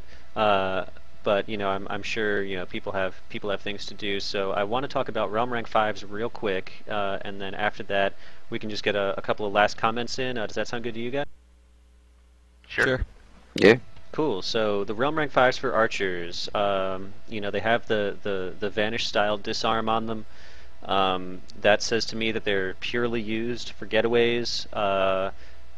Multiple people have said this podcast, and I've seen it in game and on the boards and everything, that there are too many escapes, especially available to archers. What do you guys think about that? Do you think the RR5 should be changed to be more offensive? Do you think they're fine as they are? What's the deal? Feel free to jump in anytime. This is Larian. I would say that a change to being less defensive ability is fine. I think the game has changed enough now that we could be looking at something else. And currently, I would say the biggest complaint about many of the R5s, especially for the Ranger, is that you've got to be right on top of the guy to actually, again, have it hit. I've almost stopped using it because you have to be like inside the guy, facing a specific pixel in his head in order for it to actually go off and do what it's supposed to do. Yeah, but the R5. Go ahead. You ever said stun immunity? That's a pretty significant ability. Where you side stun, they purge, you can reset the stun immunity if I'm not mistaken. I'll say this is Sephiroth, about the realm rank 5s. Like, you gotta remember, this is like, we're stealthers. We're not, it's as much as people want to get them into, like, talk about games like busy groups. I feel it's kind of hard doing that. Like, they don't have the heals, they don't have the CC, so like sometimes like that's all they got. Like, they're getting away, yeah, but like for all the stealther, all the archer classes, like they're getting away, but they're not like doing this crazy amount of damage to people. So I mean, it's good and bad, I guess. I like to do more DPS, but on the flip side, I know a lot of people like the ability to get out of there when they don't have speed and crowd mez and all that stuff. Yeah, if you don't I think the want to R5s are fine as they are. because you see a full group coming, you're going to try to get away, and it's up, every 15 minutes? Well, I would say you already essentially have you have 2 speed bursts really, like on a hunter, which is what I played primarily. You have the option for 2. You have the one that's in the archery line, and then you have your R5. And I mean, you have essentially 2 get out of jail free cards. I know someone just said you want them to. Yeah, you do. The Hunter R5, you're gone in a minute. If you get caught on that, that's the player. PBO snare and a speed burst, right? You have one. You have your R5, definitely. But speed phase shifts is not a guaranteed getaway. There is things to counter that. Iker, dot. If you're dotted, you lose your speed right away. Zephyr, they can anchor you right in the middle of your R5, goes right there, right in the middle of your phase shift, goes right through it. That needs to be fixed anyways. But I'm just saying, in terms of that, I mean, this isn't a biased opinion. I have probably too many stealthers. Like, archers are fine. If anything, address the escapability that they have on their hands. And then, other than that, I wouldn't touch them. And also, it's important to remember that when we're talking about something like changing RR5s, we're not talking about just losing an escape tool and gaining nothing. You're talking about maybe losing an escape tool and gaining an offensive ability that's going to help you secure a kill or something like that. So it's not like we're talking about just stripping their survivability, quote unquote. What I don't understand, how do I throw a shield and forget how to use my bow? That doesn't make sense to me. From a lore standpoint, that one doesn't really make too much sense, does it? No. In fact, when it first happened, you could actually shoot your bow. You just couldn't melee it, and then they changed it. So I think a Scout's rank 5 would be fine if you could use your bow. I mean, once you hit them, you're breaking the damage anyway. So it's just, it would be an extra tool. Right now, it's literally, I'm going to tuck my head between my legs and run away ability, unless you're trying to be extremely suave with it and use it as an offensive tool. But it needs to be changed. And let's also not forget what I think many people would call the ultimate escape tool, which is stealth, just in general. That all the archers and minstrels as well, I guess, have access to. So I mean, if we're talking escape tools, we definitely can't forget about, you know, straight up invisibility. Sure, you've got to be out of combat for a certain amount of time, but, you know, juke around some geometry, create some distance. It's not the most difficult thing in the world. There's True. plenty SL in the game to counter that one. Yeah, like you know, every class now has some type of like a ranged attack. So like, while it, you know, sometimes it is easy like getting around something stealth and like the keeps, but you're out in the open. You know, you got people hitting you from like before I was on the island and I'm sitting there trying to stealth. I got this giant troll throwing a weapon at me, diseasing me. But isn't that more of a player choice? Like, if you choose on an archer or an assassin or a minstrel to stand right in the middle of a heavy traffic area and you get run over and popped, that's on you. That's not a disadvantage of stealth. Well, No, I think he means more like when you have been popped for whatever reason and you are trying to do the getaway, there's still a lot of tools out there to keep someone from stealthing to get away. Yeah, this is not this is not 2004 Dark Age of Camelot anymore. Everyone has these ranged CL abilities. Yeah, but every class faces that difficulty, not just archers. That's an issue that's strictly not archer specific. That's any class. If you're in small man, solo, or 8v8.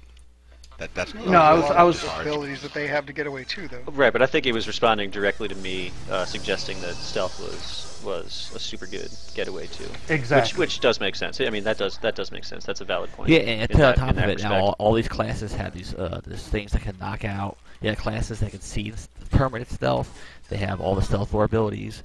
They have all the items now with stealth lore, minute and a half stealth lore. That probably with duration probably goes to like almost 2 minutes. So like, you know, a once awesome tool it's still great. Don't get me wrong. It's not as powerful as once was when you have all these tools that are coming into the game. But I think that has a lot to do with where the action is found, though, now. With certain locations, it's not as spread out as it once was, so the opportunity to hide or take advantage of that is limited as well. I mean, it's a fair trade-off. Not really, because there's plenty of FGs that are going to the small man areas and mowing people down, so if you have an ability to get away from that, you know. I think stealth is a very powerful tool. I think, you know, tonight, I know Will and I were running, and we had groups coming on us, and we were able to stealth, and that to me is just, you can't place a value on that.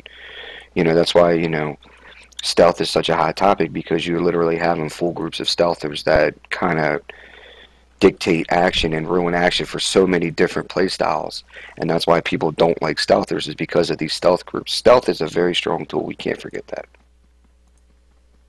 As an opening, oh, absolutely. I yeah, think the ability to choose to well, not all 100% of the time, but more often than not, dictate the terms of the beginning of a fight is definitely powerful. And also to, you know, if you feel the need, you can lay some CC or just kite and re-stealth, maybe reset the fight. I mean, yeah, these are very powerful tools for sure, to be sure. I mean, you need that checks and balance system in the game. I mean, stealthers need a rock to their paper. You just can't have your cake and eat it too. Well, that's what I'm saying. There's plenty of counters for almost everything that we have. Oh, So- I think we have good counters. I think right now stealth is in a decent spot. I don't think that it's overly powerful in most situations. I think the problems we have are stealth groups that are just very prevalent in this game. I think that needs to be addressed, but that could be a whole other podcast, to be honest with you. Yeah, I was going to say we have, I mean, there's always so much more to talk about. I mean, we haven't touched on weapon selection for the three different archer classes and minstrels as well. We haven't really touched on a bunch of stuff, but we have been going for almost 2 hours now. So I kind of want to get last comments in, if we could, and then wrap things up. If that sounds good to you guys. Yeah. Sounds good. Let's do it. All right. So feel free to jump in. I mean, if you have one last thing to say, you just want to throw out to the group to discuss, then now is the time. Something we feel is important that we didn't hit on. Well, I think that the scouts definitely need a melee boost of some kind, maybe access to a few more styles, slash and thrust. You know, everybody here that fights, and I'm not picking on range or anything, but you get side stun to the face. I can use any side style I have, and it'll barely land, even if I'm sitting at their side.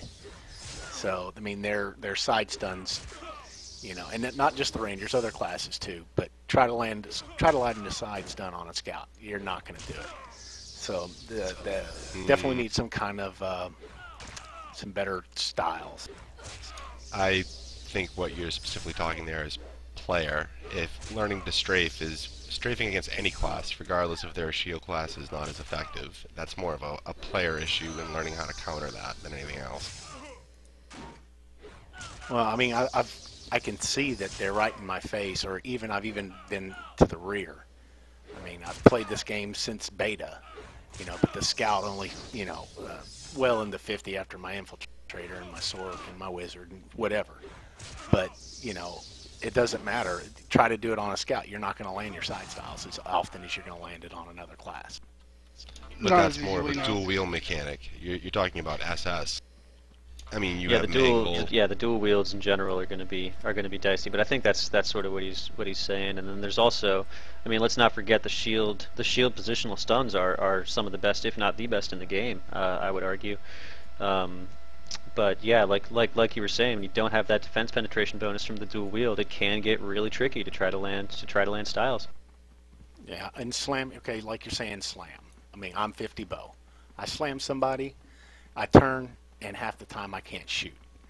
I have to wait until then. I have to go back into melee. You know, so you have to slam, wait about 4 seconds before you can get off any shots. I mean, give us back a little bit longer time on our slam if you're going that route. I don't think slam needs to be touched. I think you just need to boost their high-level melee styles to make them more relevant and give them a reason to spec high thrust or blades or sword, whatever the hell it's called. I mean, I don't know. Nobody seems to be in favor of it because they don't think it's a good solution. But if you had 100 delve DD proc to 44 blades and 44 thrust, that was scout specific. That's half a roundhouse. So make a 2-part chain, just like roundhouse is. I mean, how many scouts do you know spec 44 weapon? Not many. Well, so they'd have to give up a significant amount of bow damage. Or defense with the shield. Honest question then, since we know kind of hindsight 2020, the changes that happened to Rangers regarding melee 3 years ago, would you want to see that happen to scouts, considering the population swap and all that other stuff? Do you think that would actually be a good thing for the class? I forget who was saying it before, but I would think that bringing the classes up to be in line, as opposed to bringing when we're talking about archers anyway, bringing the other ones up as opposed to bringing the one that stands out down. If there is such a distinction to be made there, I think that's sort of the way to do it. So, I mean, I would agree, just to, you know, my own 2 cents here. Obviously, I don't have as much experience playing the classes as you guys do. That you know, some kind of high weapon line change in scout one-handed melee, you know, slash and thrust would be a decent change to do. But I mean, again, you'd have to put it on Pendragon and test, and you need people to come out for that kind of thing in order to see if it's over the top or just not needed at all, and nobody's going to spec for it. Kind of like called shots, right? Yeah, I'm just saying a little melee boost would not hurt the scout. And just a little quick jab. Bowa, the reason why you probably can't draw and hit your target is probably because the other 8 killed it first. Just saying. Oh, shots fired. All right, let's try to stay on topic if we can. A lot of shots fired. I'd like to make a closing statement per se, please. I think go right scouts. I think a melee boost would be fine. I'm not opposed to that. I think a defense. If something has to happen, I think for a scout to be able to sustain himself in today's game, he just doesn't do the DPS needed. And it's all, to me, I've always approached it as a math problem. Anytime you get in a 1v1, it's a race. Whoever puts out most DPS or whoever kills, it's just a race. It's a mathematical race. The fact that how you get there differs. Do you have more defense? Do you have less? But anyways, right now the scout, it doesn't add up for a scout. You don't do enough DPS to get through all the ablatives and stuff like that, and your defense isn't high enough to stop them in their race to get you down. So you're at a significant disadvantage. For a scout, I think, yeah, you can add the DD procs or whatnot, but you also need a little bit of help on your defense as well, because let's face it, most of your targets are dual wield, so you're at a significant disadvantage, and you're putting too many spec points, too much that you have to put on it, and you're still not able to sustain yourself like they are because of all the ablatives and stuff like that. So I think moving forward, you could put 100 DD on a style at 44, or you can just honestly look to change different things with the shield, flesh out the shield line. That's what I would be more. I'd like to see more shield styles, more different things like that for a scout, and then all archers. I would like to see their archery fleshed out and have a little bit more flavor than just what's it called. And I also like to see the abolishment of all stealth surge. Thank you. Mic drop. Have a good night. So yeah, we've heard a lot from the scouts. How about the other classes here? Minstrels, hunters, rangers. What do you guys have to say in these sort of closing minutes here? I could go back to the discussion about the pulse charm. How it seemed really strong in group fight. And that is less to an extent the Minstrel itself and more the realm of Albia, because keeping the Minstrel pet alive is really a group effort, including all the healers, but also the Minstrel itself primarily, as well as all the other interrupters. It seems really powerful when it works, but it's a group effort, and that's a really beautiful thing about the mechanic. He's right. That's a very true statement. I guess the bigger beef is not with Minstrel Pulse Charm as itself. It's the fact that Alb hybrid groups have so many pets that the Minstrel one just seems to be the problem because it's the only level 59 one if you're high realm rank. But that discussion can go to the AV8 Balance podcast with Obi and them. Yeah. Yep. Well, yeah, I was going to say that's definitely a discussion for another podcast. But yeah, that's a very good point, Tom. Thank you. So the last thing I would say is going to be one quick thing about minstrels and hunters. For hunters, the biggest thing I would love to see them look into is just the pet speed. There's nothing more frustrating when you're trying to 1vx and your pet is just constantly falling behind its target, either on land or in the water. So if they could actually look into that and actually fix that mechanic, the quality of play for a hunter would improve 100-fold. And then for minstrels, the only thing I really like to see fixed, and I know it might be a bug, is just while phase shift, still being able to throw out mezzes. I know that's kind of detrimental to my class, but I just don't think you should be able to CC while you're basically incapable of taking damage outside of dodge. That and the heal chanto. Yeah, you can play all songs while phase shift. No, I know. So just songs in general, but Mez especially, because being an untouchable CC is a little bit overpowered, I will say. Like, all right, yeah, it's interesting. Or sorry, go on. Oh, I was just gonna say, in a way, it's just kind of a free form of mock. Well, you can still get interrupted while in phase shift. Just with dot. No, if someone swings at you, even if they miss, you're interrupted. Yeah, the propagator is still going. So what about my good ranger friends here who have been pretty quiet for these past couple minutes? What do you guys think? Any closing remarks before we shut the sucker down? My only closing remark is the Pixie of Doom in the pathfinding type line. I think that would be a wonderful addition to the game, but otherwise I'll leave it to Seth. I actually wouldn't mind to have charge as an option on Rangers. No, I'm joking with that. And, but no, dude, you had me for a second there. I'm not gonna lie. I'm happy with Rangers. Like I said, like I kind of like the uniqueness of the pathfinding line that they had once. That everyone has. I'm not sure what you can really do with that, and I do like the fact they can dual wield. I'm not sure if even like I know in the old RA they had dual reflexes back in the game.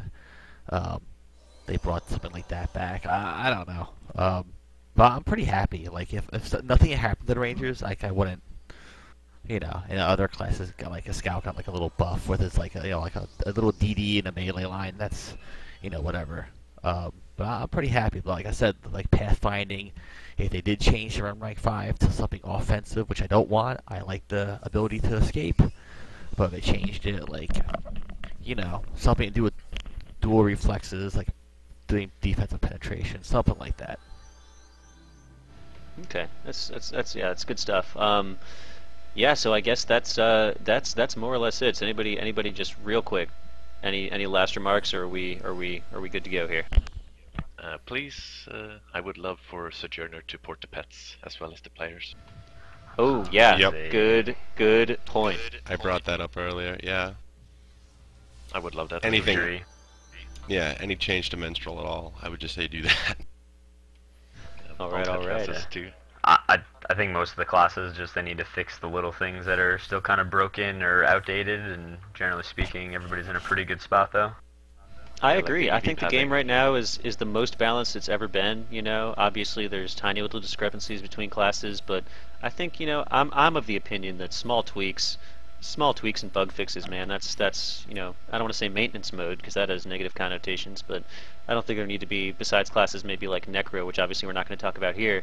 There don't really need to be any overhauls. I think everyone's pretty much in a good spot. Yeah, I mean, people want like fully buffed hunter pets that have stealth and stuff like that. We don't need to reinvent the wheel with the game. It's been around for a long time. It's fun. Generally speaking, every class can compete. Assuming all players equal. Let it kind of be, Yep. Yeah, Yep. Less is more. All right. Well, with that, on that note, I think we're going to go ahead and close this podcast down. I want to thank all of my guests again for joining me. Thanks, guys. I really appreciate you guys taking the time. I think is this the longest podcast so far? 2 hours? I think it is. I think most of them are right around an hour or so, a little bit longer. So again, thanks for taking the time, guys. We had a lot to talk about. There's still a bunch of stuff we haven't covered, but there's always the forums. Yep. So yeah, once again, thanks, guys. Thanks for coming out. I wish you all the best, and yeah, thanks for watching, everybody. Yep. Later, guys. Good night. Take care. No.